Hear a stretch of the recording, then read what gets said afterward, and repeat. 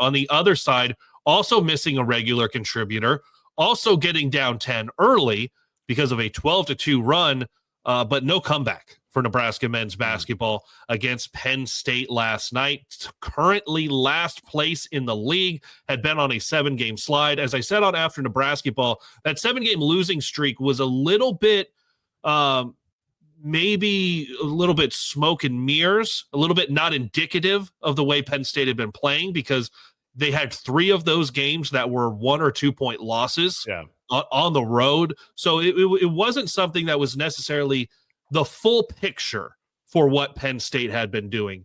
And yet, for Nebraska men's basketball to not really be competitive at all over 40 minutes, and that's not to say that there wasn't effort. This was different than the Michigan State game.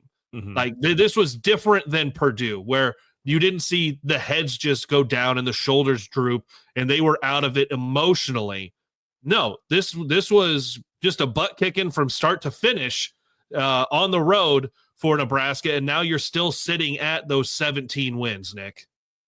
And this is the one. There's a lot of different factors I look at this game. First of all, something about that damn Bryce Jordan Center. It's the bring your own energy. It's too big for Penn State. They need to play in the student gym that they did. They played that one game last year. They need to do more of that, because the Bryce Jordan Center, it's where good basketball goes to die.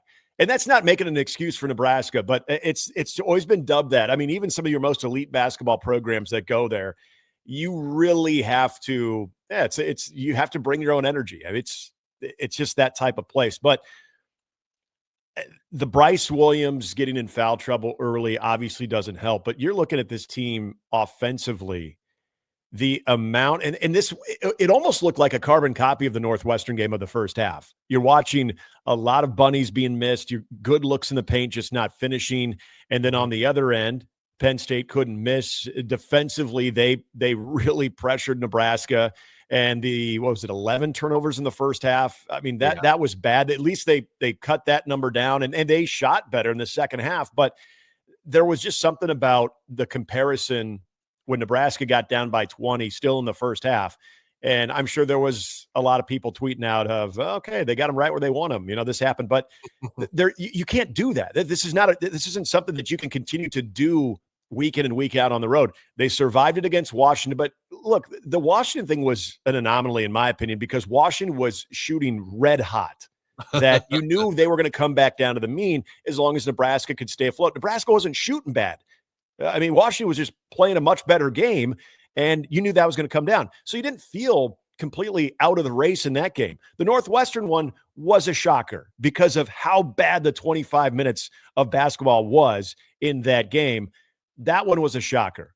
But you're watching that yesterday, and to think that, okay, Nebraska can just flip that switch again on how horrific they were shooting in the first half, and really having some struggles defensively as well, and just the overall dominance in the paint by Penn State offensively, that was a concern. And in watching that game, look, I'm not ready to say, okay, everybody needs to start hitting the panic button, but you got a damn good Michigan team coming to Pinnacle Bank Arena after you're licking your wounds on I'm assuming was probably one of the longest flights coming back, having to sit on that one till you get to Lincoln last night.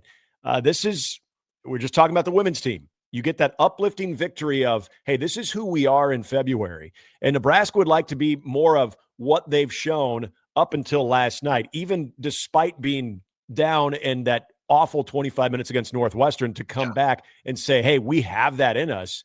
Okay, well, there should be a bit of a concern, because you can't get down 20 points in the NCAA tournament and expect to have a ferocious comeback. This team does not shoot the ball that well to live like that. So we've seen it many times. 80% of this team's victories are when they come out and they set the tone early, both offensively and then defensively. That hasn't happened here in a while. They've gotten a couple wins out of it, but it hasn't happened in a while. Yeah, you go back to the Illinois-Oregon tandem of massive wins for Nebraska men's basketball, and the Huskers trailed a total of 46 seconds over those two games. Yeah. Yep. Since then, Nebraska has not led at halftime in a single game since those two games. And now And there were people talking there. Well, if Nebraska plays the way that they played in the first half last night, they're not making the NCAA tournament. Sure. If that is who this team is the way the first half went, I get that. But also you saw what happened against Illinois and Oregon. You saw what happened in the second half in Seattle, getting down so much to Washington. And in last night was, I think, still a little bit of an anomaly as well, because Penn State, through the first 29 minutes, was shooting 68% from the field. Yeah.